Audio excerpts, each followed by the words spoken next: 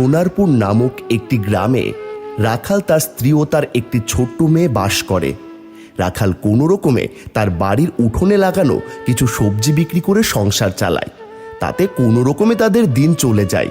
একদিন বলি, গাছের লাউ তো প্রায় শেষ হয়ে এসেছে, এখন বাজারে কি বিক্রি করবে? জানি না গো।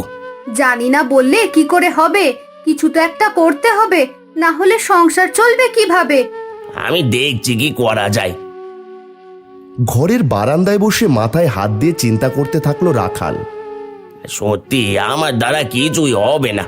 টাকা রোজগার না করতে পারলে মেয়েটার মুখে দুবেলা দুটো ভাত কিভাবে তুলে দেব? হঠাৎ রাখালের মাথায় এক চিন্তা এলো। আরে আমার তো একটা রিক্সা আছে, ওই রিক্সাটাকে সারাই করে নিয়ে চালালে হয়তো কিছু টাকা রোজগার হবে প্রতিদিন। তারপর রাখাল একটি ঘরের থেকে অনেক দিনের পুরনো সেই রিক্সা বের করে তাকে সারাই করতে থাকে। এই তো, এবার সারাই করতে বেরো, দেখবে ঠিক রোজগার হবে। তারপর রাখাল সেই রিক্সা বের করে বেরিয়ে পড়ল গ্রামে। তার রিক্সায় বেশ কিছু মানুষের আনাগোনা হলো। দিন শেষে যাক, ভালোই টাকা রোজগার হয়েছে। এই টাকা থেকে মেয়েটার জন্য কিছু খাবার কিনে নিয়ে যাই। তারপর রাখাল তার মেয়ের জন্য খাবার কিনে নিয়ে বাড়ি গেল। কিনি, ও কিনি, কিনি মারে। বাবা, তুমি চলে এসেছো? আমার জন্য কি এনেছো বাবা? এই দেখ মা, তোর জন্য আমি এই খাবারটা এনেছি আর এই পুতুলটা। কি সুন্দর হয়েছে, আমি আজ অনেক খুশি। কি গো, মনে হচ্ছে ভালো রোজগার হয়েছে আজ। হ্যাঁ, ওই আর কি হলো। ঠিক আছে, তুমি বরং হাত মুখ ধুয়ে এসো, আমি খাবার দিচ্ছি। আচ্ছা। পরদিন সকালবেলা ওই দেখো, আকাশে খুব মেঘ করেছে, কালো হয়ে এসেছে একদম, মনে হচ্ছে বৃষ্টি নামবে। বৃষ্টি নামলে তো আমি আর রিক্সা নিয়ে বের হতে পারবো না, তাহলে আজকে আর কোনো টাকাও রোজগার হবে না। বৃষ্টি তো আসবেই, আকাশের যা অবস্থা। তারপর মুহূর্তেই ঝাঁপিয়ে বৃষ্টি নেমে গেল। এখন কি হবে? আজ সারাদিন তো বের হতে পারলাম না। তুমি এত বেশি চিন্তা করো না, বৃষ্টি কি আর রোজ রোজ হবে? সেদিন বৃষ্টি আর থামলো না। পরদিন সকালেও অনবরত বৃষ্টি হয়ে চলেছে। গিন্নি, বেটা বর্ষাকালের বৃষ্টি, এই বৃষ্টি এত সহজে থামবে বলে তো আমার মনে হয় না। কি জানি কি যে হবে, উঠোনেও পুরো জল জমে আছে। মা, মা, বৃষ্টি কি থামবে না?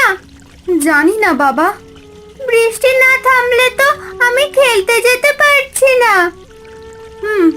থেমে যাবে ঠিক, তুমি ঘরে যাও। এভাবেই অনবরত বৃষ্টি চলতে থাকলো। রাখালদের বাড়ির উঠোনে পুরো জলে থই থই হয়ে গেল এবং ওই কুমড়ো লাউ গাছগুলো একদম জলে ডুবে গেল। হাই হাই হাই, আমার সব কুমড়ো আর লাউ গাছগুলো একদম জলে ডুবে গেল গো গিন্নি। এখন কি হবে আমাদের? এখানে পুরো সর্বনাশ হয়ে গেল যে আমাদের। সত্যি, এই বৃষ্টিতে সব শেষ হয়ে গেল। তার পরের দিন বৃষ্টি কিছুটা থামলো। গিন্নি, এই বৃষ্টিটা অনেকটা কমেছে গো, এই ঝিরি ঝিরি পড়ছে। আমি তবে যাই, রিক্সাটা নিয়ে বেরিয়ে পড়ি। ঠিক আছে, তবে পথঘাট দেখে যেও। তারপর রাখাল তার রিক্সা নিয়ে বেরিয়ে পড়ল। পথে দেখা হলো দীপুদার সাথে। কিরে রাখাল, এটা তো মনে হয় তোর সেই বাবার আমলের রিক্সাটা, তাই না? হ্যাঁ গো দীপুদা, ওটাকেই সারাতে যাচ্ছি। বাবা, তা বেশ ভালো। উঠবে নাকি? না রে, আমি ওদিকে যাব, পায়ে হেঁটেই চলে যেতে পারবো। তারপর দীপুদা চলে গেল। ঠিক এমন সময় ঝুম করে আবার জোরে বৃষ্টি নেমে গেল। আরে আবার বৃষ্টি নামলো যে, কি যে করি। যাই যাই যাই, ওই গাছতলায় গিয়ে দাঁড়াই। ইস, একটা ছাতা থাকলে বড্ড ভালো হতো, না হলে অন্তত এক হাতে ছাতা নিয়ে রিক্সা চালিয়ে বাড়ি যেতে পারতাম। ঠিক এমন সময় একজন বৃদ্ধ কালো রঙের একটি ঝলমলে ছাতা নিয়ে এগিয়ে এলো বটতলায়। সেই ছাতা দেখে রাখাল মনে মনে বলতে থাকে, বাবা বাবা বাবা, কি সুন্দর ছাতা! এমন ছাতা তো আমি আগে জীবনেও চোখে দেখিনি। কি দারুণ! সেই বৃদ্ধ ছাতাটা বন্ধ করে গাছের তলায় বসে কাঁদতে থাকলো। এ কি, এভাবে কাঁদছে কেন? ও বুড়ো, তোমার কি হয়েছে গো? তুমি কাঁদছো কেন? আমি বড় বিপদে পড়েছি রে বাবা। বিপদ? কি বিপদ? আমার একটা ময়না পাখি ছিল, সেই ময়না পাখিটা ওই জঙ্গলের একটা গাছের ডালে আটকে গেছে। আমি বুড়ো মানুষ, কিভাবে গাছে উঠবো বল? তাই তো, এ তো ভারী দুঃখের কথা। রাখাল কিছুক্ষণ ভাবার পর বলল, আচ্ছা, তোমার ময়না পাখিকে যদি আমি এনে দিই, ওই সত্যি তুই এনে দিতে পারবি? তবে দে দে দে, তুই যদি আমাকে এনে দিতে পারিস তবে আমি তোকে একটা উপহার দেব। আজ আমি চেষ্টা করছি, তুমি এখানে বসো। তারপর রাখাল সেই জঙ্গলের দিকে গেল ময়না পাখিকে উদ্ধার করার জন্য। কিন্তু সেই ময়না পাখি কোন গাছের ডালে আটকেছে, আমি কিভাবে খুঁজবো? বাঁচাও, আমাকে বাঁচাও, কেউ আমাকে এখান থেকে তুলে নিয়ে যাও। ওই তো শোনা যাচ্ছে ময়না পাখির গলার আওয়াজ। রাখাল একটু এগিয়ে গিয়ে ওপরের দিকে তাকিয়ে দেখলো সত্যি একটি ময়না পাখি গাছের ডালে আটকে আছে। এই রে, এত উঁচু গাছে কি আমি উঠতে পারবো? তারপর অনেক কষ্টে রাখাল সেই গাছে উঠে ময়না পাখিকে উদ্ধার করলো। তুমি আমার জীবন বাঁচালে, এবার আমাকে আমার বুড়োর কাছে ফিরিয়ে নিয়ে চলো। হ্যাঁ, যাবো। সেই বৃষ্টিতে ভিজে ভিজে রাখাল সেই ময়না পাখিকে নিয়ে গেল ওই বুড়োর কাছে। এই নাও তোমার ময়না পাখি। এই তো আমার ময়না, কিছু হয়নি তো তোর?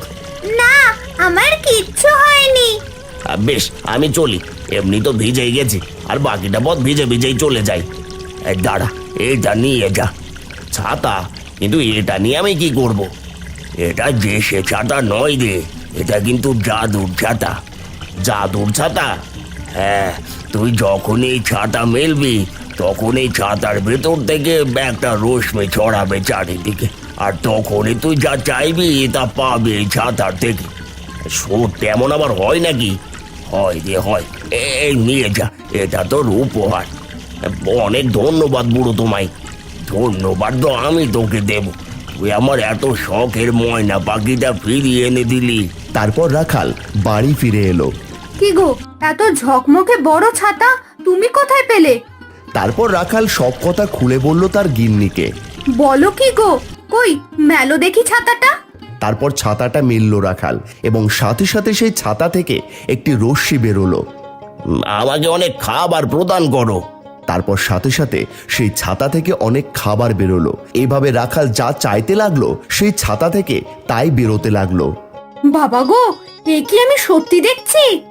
বাবা বাবা, পুতুল চাও না পুতুল? তারপর রাখাল যা চাইতো সে ওই ছাতা থেকে তাই পেতে থাকে।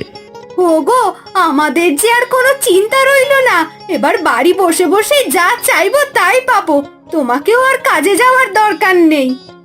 না গিন্নি, এই ছাতা থাকলেও আমি খেটে রোজগার করব। এত আয়েস ভালো হবে না, যক্ষের ধন যে ফুরিয়ে যায় তা কি তুমি জানো না? তুমি ঠিকই বলেছো। ঠিক আছে, তুমি যেমন কাজ করছো তেমনই কাজ করো, আর এই ছাতা তো আমাদের কাছে আছেই। কিন্তু কিনি, আমাদের কাছে এই জাদুর ছাতা আছে তা কিন্তু তুমি কাউকে বলবে না। তাহলে কি সবাই চাইবে? হ্যাঁ, তাহলে এই ছাতা তারা নিয়ে নেবে। ঠিক আছে বাবা, আমি কাউকে বলবো না। তারপর রাখাল আবার রিক্সা চালিয়ে রোজগার করতে থাকে এবং দরকারের সময় জাদু ছাতার কাছ থেকে জিনিস চেয়ে নেয়।